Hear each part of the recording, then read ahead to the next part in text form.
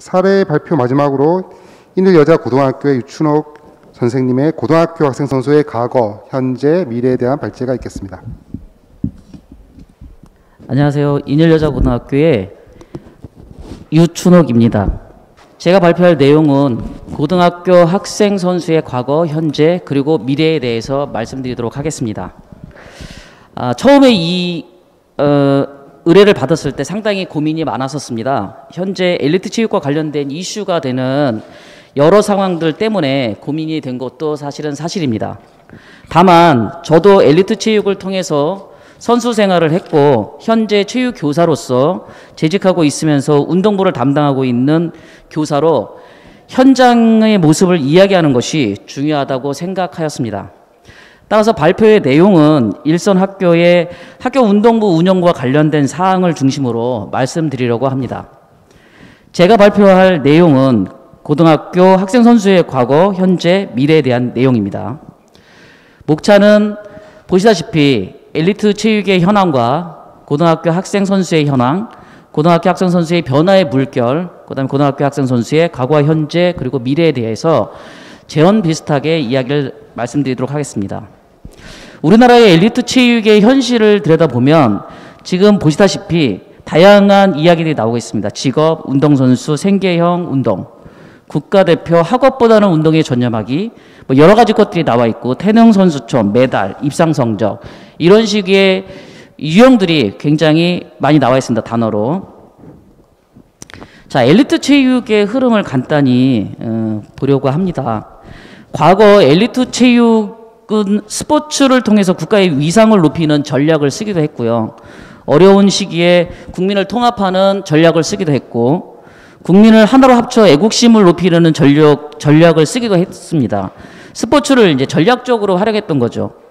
때로는 이제 정치적인 목적으로도 활용을 했었는데요. 우리가 실예로, 뭐 제가 아직 나이가 많이 먹어서 그런지 모르지만, 한 50대니까 이제 중국과의 관계를 위해서 핑퐁 외교를 한 적이 저희가 있습니다. 엘리트 체육이 다양한 측면에서 국가의 위상이나 이익을 위해서 활용되었었는데 그러한 긍정적인 면이 있는데도 불구하고 최근에 여러 상황들이 있었죠.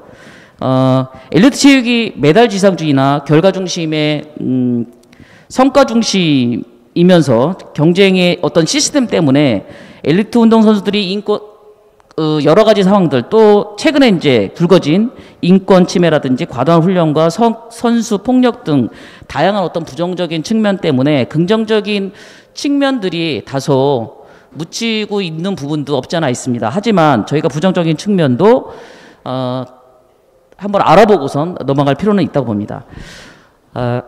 1986년 아시아게임과 1988년 올림픽 개최는 그리고 2002년 월드컵 경기 등 우리나라의 다양한 어떤 경기들은 전 세계적으로 우리나라를 알리는 계기가 됐습니다. 대한민국의 스포츠는 동계훈련, 동계올림픽, 하계올림픽, 월드컵 등 아주 굵직굵직한 대회가 유치되어서 스포츠의 강국이라는 타이틀을 이제 갖고도 있습니다. 하지만 현재 비판받고 있는 엘리트 체육의 모습 중에 하나는 성과 중심이기도 하고 또 하나는 운동만 잘하면 무리 없이 진학을 하거나 어떤 성과에 의해서 지위를 얻거나 이런 관행적인 시스템들로 학생 선수들이 학업을 등한시하도록 하였던 것들 또는 운동에 매몰되게 할 수밖에 없었던 그런 부분들이 전인성장이라고 하는 교육의 기본 목표에 등한시된다는 것이 비판적인 모습들로 나타나고 있습니다. 저희가 2012년 학교체육진흥법에 제정되어 있는 공부하는 학생 선수를 강조하고 있습니다. 초기에 많은 우려가 있었습니다. 사실은 저도 우려를 했었는데요.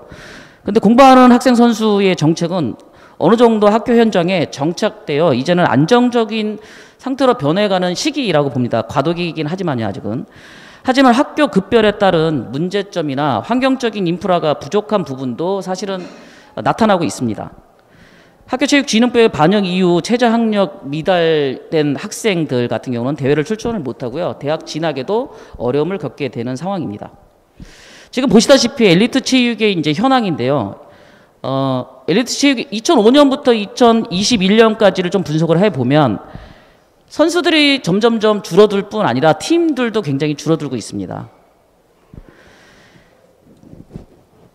그래서 최근에 나타난 것 중에 하나는 2020년도에 이제 학생 선수들이 체육 특기자 전형으로 대학을 진학하는 경우에 최저 학력과 출석을 이제 반영한다고 합니다.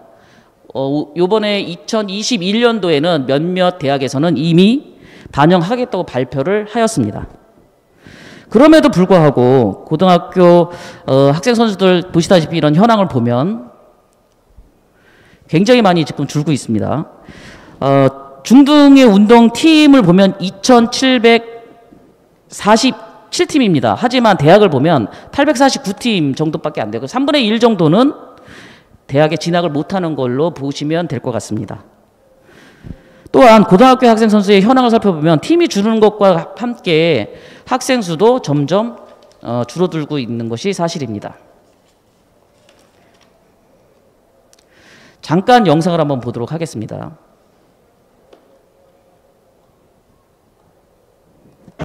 최근 스포츠혁신위원회는 학기 중 평일대회 금지, 합숙제도 폐지, 소년체전 개편, 최저학력제도 실시 등 파격적인 안을 제시했습니다.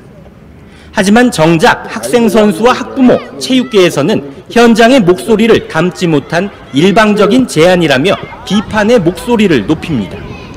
학교 폭력과 안전사고 등 그릇된 관행을 없애고 스포츠 클럽을 활성화한다는 대의 명분을 세우려면 선행적 대책 마련이 우선돼야 한다는 최근 스포츠 혁신.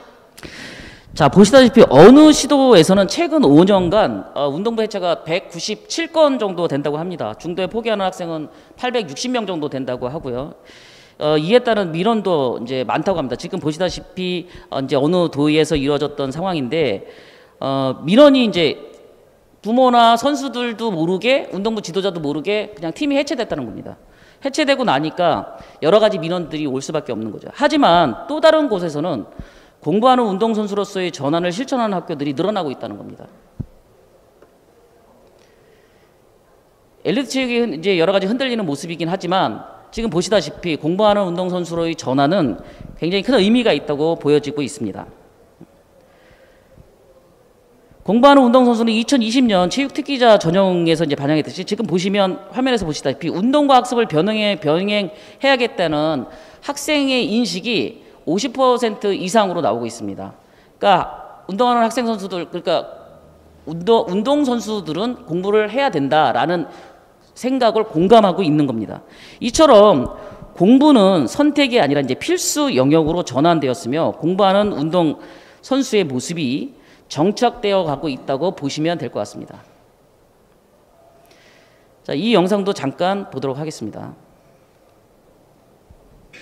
2020년부터 모든 대학들이 체육 특기자들을 모집할 때 자, 이거는 이제 공부하는 운동선수의 의무적으로 한 모습인데요. 우리도 할 수 있다라고. 그러면 요즘 공부하는 운동선수들의 케이스들이 굉장히 많이 나와 있습니다. 고등학교 1학년 조인식 군은 프로 선수를 꿈꾸는 축구부 학생입니다. 인식 군은 학교의 방침에 따라 마지막 7교시까지 모든 수업을 마친 후에 휴게소라고 하는 이제 체제들이 이제 들어와 있습니다. 운동선수를 하더라도 20, 30대쯤에 은퇴를 해야 하니까 은퇴 후에 또 다른 생활에 적응하려면 그 기초학력이 갖춰져 있어야 하기 때문에 해야 된다 생각합니다. 앞으로는 모든 학생 선수들이 대학 진학을 위해 교과 공부를 소홀히 할 수 없게 됩니다. 오는 2020년부터 대학들이 체육 특기자를 선발할 때 예외 없이 학생부 교과 성적과 출석을 반영하도록 의무화했기 때문입니다. 학생 선수 학습권 보장을 규정한 학교체육진흥법이 반영된 결과입니다. 많은 이제 대학에서도 운동기계를 양산한다는 비판을 받아 중고등학교 학생 운동부 운영에도 큰 변화가 예상됩니다. 그다음 출석, 출결과 관련된 것도 보고 반영을 해야 된다는 여론이 있고 그래서 대학들이 모여서 협의를 했습니다. 반드시 그렇게 성적과 출결을 지금 이제 좀 전에 봤듯이 학생들이 모여 앉아서 컴퓨터 앞에서 막 뭔가를 공부하고 있는 모습들이 보이고 있습니다. 요즘은 이제 운동하는 학생 선수들도 e스쿨이라든지 아니면 개별적으로 인강 같은 거를 좀 많이 듣는 편입니다. 저희가 나중에 이제 공부하는 운동선수의 방향으로서 그런 부분들을 조금 더 강화시키면 좋을 거라는 생각을 좀 해봤었습니다. 자, 이거는 공부하는 운동선수의 학생 선수 사례인데요. 저는 그 전에 이제 조금 약간 고민이 되었던 부분 중에 하나가 단체 종목들이 과연 공부하는 운동선수의 방향으로 나갈 수 있을까? 그런데 의외로 여기서 사례를 보면 많은 그 단체 종목들에 있는 선수들이 굉장히 열심히 공부하면서 운동을 병행하는 모습들이 많이 보였습니다. 지금 보이는 거는 이제 원정고등학교의 사격부하고 배구 선수 출신인데 이 두 분은 서울대 입학해서 지금 졸업해서 임용을 한 분은 붙었고 한 분은 임용을 준비하시는 분들이 계시더라고요. 이분들도 그 당시에는 굉장히 획기적인 어떤 모습이었을 것 같습니다. 근데 저는 이분들의 인터뷰를 보면서 하나 느꼈던 것 중에 하나가 뭐라고 그랬냐면 이제 자녀를 낳으면 다시 배구를 시키겠습니까? 라는 말을 했다는 거예요. 그랬을 때 이분이 과감하게 그냥 생각도 안 하고 저는 시킵니다 라고 했다는 겁니다. 보면 엘리트 체육만이 갖고 있는, 즉 운동선수들이 갖고 있는 여러 가지 상황, 그거를 극복하고 이겨낼 수 있는 여러 상황들이 어떻게 보면 이분들한테는 그게 하나의 자녀들에게 줄 수 있는 무엇인가가 됐어요. 보물일 수도 있겠지만 어쨌든 간에 줄 수 있는 아주 소중한 것이었다라고도 볼 수 있을 것 같습니다. 자, 이 친구도 굉장히 좋은 사례라고 저는 보여집니다. 공부하는 운동선수인데 3년 내내 주전 선수로 뛰었던 선수인데요. 경희고등학교의 김현 선수입니다. 지금 유튜브 같은 데 굉장히 많이 나와 있는. 난 축구 선수야. 서울대학교 신입생이기도 하지. 이 친구의 모습을 보면 나에게 사람들은 물었어. 짜투리 시간을 굉장히 잘 운동선수들은 활용하는 수업 시간에 잠만 자는 애들 아닌가? 난 이런 영상도 있고요. 모든 수업을 열심히 들었어. 그러자 사람들은 또 물었지. 축구를 못하니까 공부를 했겠지. 하지만 난 고등학교 3학년 때까지 주전 선수로 활약했어. 저는 사실은 이 영상을 보면서 아직까지도 고정관념으로 갖고 있는 운동선수들에 대한 시각, 이거를 여기서 김현 선수는 명확하게 짚고 넘어가지 않았을까라는 생각이 들고요. 그 다음 사례는 고등학교의 코치 선생님, 즉 운동부 지도자 선생님이 생각의 전환을 바꿔서 학생들이 공부할 수 있게끔 마련해 준 여러 가지 사례들입니다. 그 중에서 간단히 이제 서울고등학교 같은 경우인데요. 한번 보도록 하겠습니다. 이 선생님 같은 경우가 말로만 배웠었고 기준 없이 하다 보니까 사실은 감독, 즉 운동부를 담당하시는 교사분들도 많은 영향을 미치지만 특히나 운동부를 지도하시는 운동부 지도자 선생님들이 학생 선수들에게는 굉장히 큰 영향을 미칩니다. 그런데 그 선생님들이 어떻게 생각을 하냐에 따라서 다양하게 바뀔 수가 있습니다. 그래서 이 선생님 같은 경우도 공부를 해야 된다는 생각을 갖고 있으시면서 좀 과학적으로 운동을 짧은 시간에 효과를 볼 수 있는 운동 방법들을 계속 모색해서 활용하시는, 연구하는 운동부 지도자 선생님이시더라고요. 굉장히 좋은 사례인 것 같습니다. 공부하는 학생 선수로서의 운동 사례를 보면 세영고등학교 같은 경우가 아까 야구부 같은 경우인데요. 새벽에 이제 오후 운동을 하지만 새벽 운동은 없고 자율적으로 개인 운동을 할 수 있게끔 마련을 하고 있습니다. 그리고 여기 세영고등학교의 야구부의 철학은 승패와 상관없이 즐기는 환경을 조성하는 것을 주 목적으로 하고 계시더라고요. 그리고 서울고등학교의 야구부의 사례를 보면 서울고등학교는 야구도 잘할 뿐더러 최첨단의 장비를 이제 구성을 하기도 하고요. 또 하나는 저는 이제 이 학교의 사례를 보면서 놀랐던 것 중에 하나는 야간에 수업을 하는 거예요. 과외 수업을 하더라고요. 근데 그러한 것들을 누가 조성을 해줬냐? 학교장 플러스 학생, 학부모, 교사 분들이 다 공동체가 돼서 운영을 하게끔 만들었던 부분입니다. 요거는 그냥 자, 공부하는 운동선수의 운영 공동체입니다. 저는 이 시스템이 좀 더 구체화되고 구축되었으면 좋겠다는 생각을 하는 게 저희 학교, 저도 이제 운동부를 맡고 있으니까 저희 학교 같은 경우도 제가 이런 시스템을 좀 마련을 하고 싶어도 어떤 현상들이 있냐면 부모님들은 사실은 고등학교라서 굉장히 그걸 부담스러워 하세요. 그래서 제가 가서 작년에 이제 이 학교로 갔는데, 인연력으로 갔는데 제가 한 방법 중에 하나는 꿈두레, 학생들이 평소에 수업을 못하니까 꿈두레라는 거를 신청을 해서 학생들이 토요일 날 수업을 보충할 수 있게끔 하는 방법밖에는 안 되더라고요, 사실은. 근데 이러한 공동체가 마련이 된다면 학생, 선수, 관리자, 그다음에 담당 교사, 운동 지도자, 그리고 학부모님들이 공동체가 돼서 공부하는 운동선수들을 위한 운영을 할 수 있게끔 마련을 해주신다면 충분히 학생 선수들이 본인의 운동을 즐기면서 운동을 하면서 자기의 꿈을 실현할 수 있도록 만들지 않을까. 그리고 뭐 운동을 그만두더라도 내가 무엇인가를 할 수 있다는 생각을 가질 수 있게끔 마련해 주는 게 되지 않을까라는 생각이. 이 학생들의 말을 들어보면 그게 확연히 나타나는 거예요. 방송을 만들어주신 감독씨 그리고 부자분께 정말 감사드립니다. 네, 우선은 2020학년도에 이제 그리고 또 하나는 이제 담당하시는 선생님들이나 운동부 지도자 선생님들이 진로의 흐름을 명확하게 인식하고 있어야 공부하는 운동선수들을 지속적으로 유지하고 그다음에 그거를 활성화시킬 수 있고 내실화시킬 수 있는 계기를 마련할 수 있을 거라는 생각이 듭니다.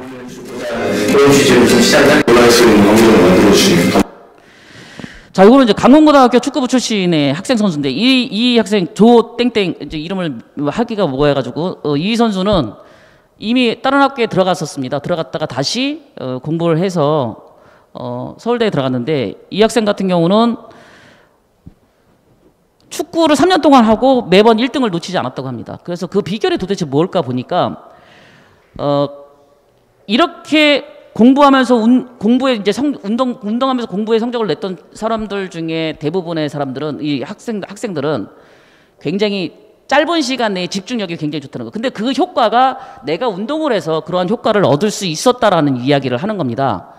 대부분 다 인터뷰를 했던 친구들이나 인터뷰를 했던 여기서 나왔던 사례들을 보면 다 본인이 이 운동을 통해서 자기가 이러한 것들 집중력도 얻을 수 있었고 인내도 그다음에 내가 무엇을 할 수 있다는 어떤 자신감도 얻을 수 있었다라는 것들을 제시하고 있습니다.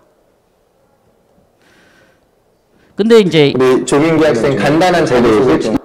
이 친구들의 또 하나의 당부는 하나 있었습니다. 뭐냐면 운동 선수들이 공부를 하고 싶다고 이야기했을 때 관리자, 지도자, 그다음에 담당 선생님이 그거를 못 들은 척하지 말고 적극적으로 지원을 해줬으면 좋겠다라는 이야기를 했습니다.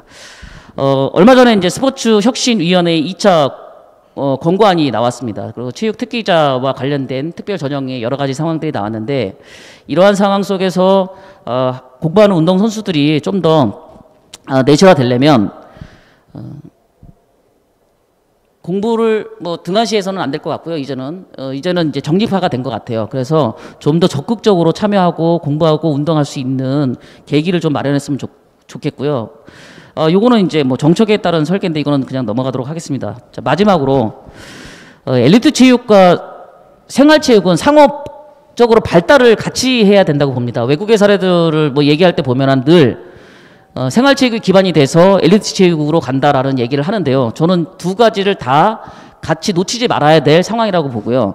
한국형 엘리트 체육의 모델이 구축이 돼야 된다고 생각합니다. 왜냐하면 대부분은 다 외국에서 온 거라서 환경적인 기반이 다 다르다고 봅니다. 외국은.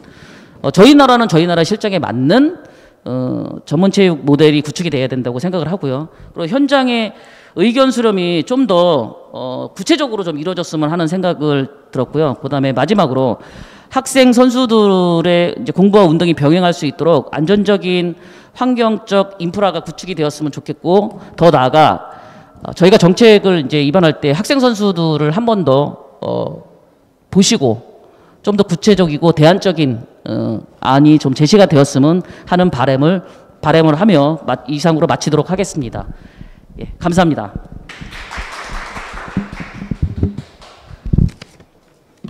네, 유춘호 선생님 정말 다양하고 또 현장감 있는 영상을 통해서 사례 발표 수고 많으셨습니다. 저희가 지금 발제 5분 다 들었고요. 일정이 한 15분 정도가 약간 늦춰졌습니다. 그럼에도 불구하고 저희가 토론 준비 시간을 고려해서 3시 55분에 토론을 시작하도록 하겠습니다. 2부 토론은 인천대학교 박정준 교수님께서 자장 및 사회를 진행하겠습니다. 감사합니다.